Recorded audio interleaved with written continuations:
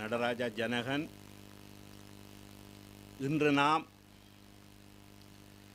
செம்மணி மனித புதைகுழி சம்பந்தமான நகர்வுகள் தொடர்பில் தெற்கிலே ஒரு கவன ஈர்ப்பை பெறுவதற்காக வருகின்ற 17ஆம் தேதி கொழும்பு போயிரத நிலையத்துக்கு முன்பாக ஒரு ஆர்ப்பாட்ட பேரணிக்கு தயாராகி வருகின்றோம். பிரித்தானியர் இந்த நாட்டை விட்டு அகன்று 77 வருடங்கள் கழிந்த நிலையில் தமிழ் மக்கள் மீது அரச பயங்கரவாதம் தொடர்ச்சியாக பிரயோகிக்கப்பட்டு இன்று இனப்படுகொலையாக மனித புதைகுழி வடிவில் வடக்கு கிழக்கெங்கும் காட்சி தருகின்றது.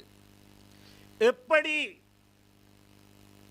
சர்வதேசத்தின் உதவியுடன் கண்ணி வெடிகள் அங்குலம் அங்குலமாக பரீட்சித்து பார்த்து அகற்றப்படுகின்றதோ அது போன்று தமிழ் மக்களை வகை தொகையின்றி தமக்கு ஏற்ற இடங்களெல்லாம் புதைக்கப்பட்டிருக்கின்ற ஒரு மிக பயங்கரமான படுகொலை கலாச்சாரம் அரச பயங்கரவாதத்தால் இலங்கையில் நடத்தப்பட்டிருக்கின்றது. தற்போது அரசாங்கம் என்ன செய்கிறது என்றால் அரச படைகள் செய்த பயங்கரவாதத்திற்கு ஒரு திசை திருப்புவதற்காக விடுதலை புலிகள் இங்கே புதைச்சி வைத்திருக்கிறார்களோ என்ற கோணத்தில் இந்த விடயத்தை திசை திருப்புவதற்காக அவர்கள் நகர்ந்து கொண்டிருக்கின்றார்கள்.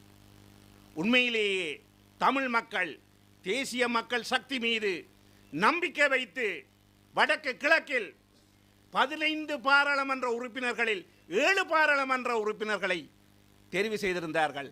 ஆனால் இன்று தேசிய மக்கள் சக்தி ஏற்கனவே ஆட்சியில் இருந்த அரசுகள் செய்யாத போன்று தமிழ் மக்கள் மீது புரியப்பட்ட மனித உரிமை மீறல், போர்க்கால மனித உரிமை மீறல்கள் யாவற்றையும் கருத்தில் எடுக்காது மனித உரிமைகளை மீறிய இராணுவ அதிகாரிகளுக்கு தமது அரசிலே இடம் கொடுத்து இந்த போர்க்குற்றங்களை நடக்கவே இல்லை என்று வாதிக்கின்ற நிலைமை காணப்படுகின்றது.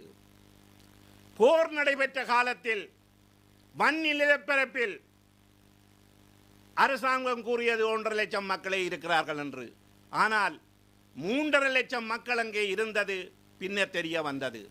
அதே போன்றுதான் காணாமல் போன மக்கள் தொடர்பாகவும் ராயப்பு யோசேப் மன்னார் ஆண்டகை மறைந்த 1,46,000 பேர் இலங்கையில் காணாமல் போயிருக்கிறார் என்று கூறியதற்கு இன்று வரையும் அரசாங்கத்திடம் பதில் இல்லை.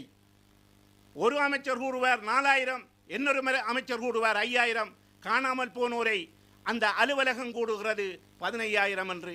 இப்படியாக தமிழ் மக்கள் மீது இலங்கை அரசாங்கம் கடந்த 77 ஆண்டுகளாக தொடர்ச்சியாக புரிந்து வந்த ஒடுக்குமுறையின் ஒட்டுமொத்த வடிவமாக இன்று நாம் செம்மணி புதைகுழியை அடையாளப்படுத்த முடியும்.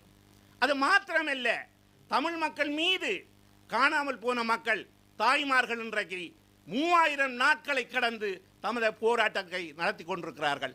வருகின்ற 24ஆம் தேதி தமிழ் அரசியல் கைதிகளை விடுதலை செய்யுமாறு அவர்கள் போராட்டம் நடத்தப் போகின்றார்கள்.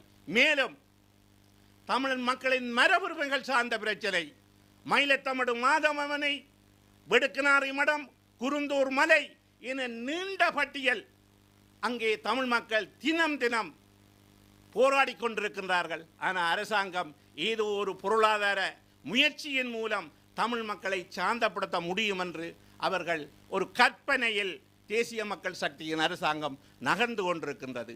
எனவேதான் இதிலே இருக்கின்ற சிவில் செயற்பாட்டாளர்கள் தெற்கு மக்களின் கவனத்திற்கு இந்த மனித அவலத்தை இந்த இனப்படுகொலையை கொண்டு வருவதற்கான ஒரு செயற்பாடாக நீதிக்கான மக்கள் சக்தி என்ற அமைப்பை உருவாக்கி எமது போராட்ட பணியை தொடங்கியிருக்கிறோம்.